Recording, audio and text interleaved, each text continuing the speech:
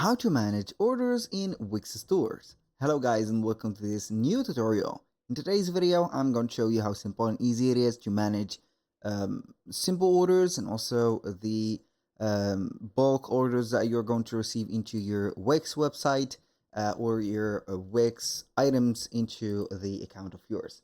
So basically it is going to be very easy and simple. We're going to head over to wix.com, sign in for an account, and as you can see we're going to find this platform. Now, what are we going to do, or what can we do, basically is going to be very simple. We are going to see the website from here. We are going to select the website itself by clicking on it. So we are going to make sure that we have the store or the Wix store installed. At least this is the first thing that we need to do. So how we can see that, basically you're going to head over the catalog and see if we have the catalog itself and also the specific products. So when you have the products, I'm going to take a look at the products. Let's see if we are going to have some or get some specific commands, not commands, but basically orders. So this is a product. Let's say that we're going to have a bought product. We're going to have from the website like this, and we are going to find them into the specific page of it, which is going to be named sales. So we're going to click on sales and we're going to find the orders, subscriptions, gift card sales, payment and finances, receipts, and etc. So the orders are going to be from here. So to be able to accept orders, you need to start by upgrading your free plan to a paid plan.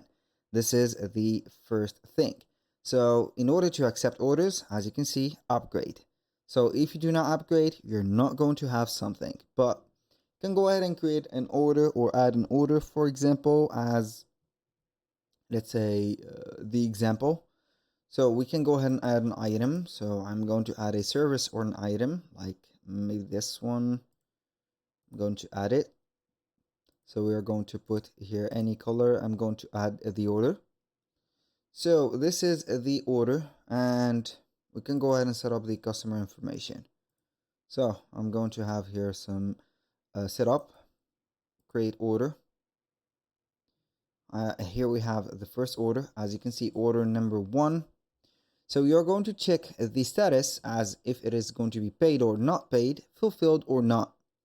You can go ahead and collect payments by charging with a pay link from Wix or charge with an invoice. And if the order is paid, you're going to mark it as paid. So I'm going to mark it as paid. Boom.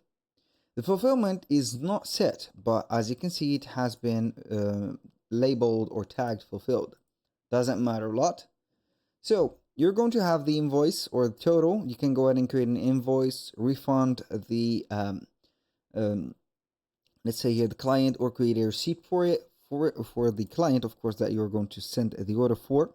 Here we have the payment ID. As you can see, this is an offline payment. I'm going to refund real quick the payment, and normally you are going to have here something added. So basically you're going to head over the orders and you're going to find something like that. You can enter the order and see what do we have. You're going to find also the order activity, like here you're going to set up the history of the order from the placed or the date or the hour that has been placed the order for, the payments, and also the notes. So for example, this is an internal note.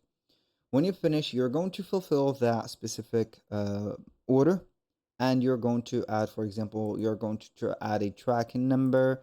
For example, you can go ahead and choose a shipping carrier from these or add one. I don't know, here you're going to put maybe something like that. You're going to have also the tracking URL, which is going to be having a blast for you, which is going to be very cool.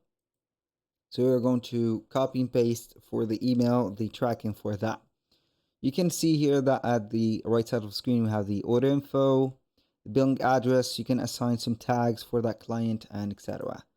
For more options, you can edit the orders, send shipping confirmation email to the customer, for example, print the order and create the receipt or invoices and archive at the end. For the subscription, they are going to be considered as orders also. And for the payment, you're going to find all the payments that you have received from here, and you're going to manage your finances. That was pretty much it for today's video. Thank you guys for watching. I hope that you have enjoyed the content, and I hope to see you in the next one.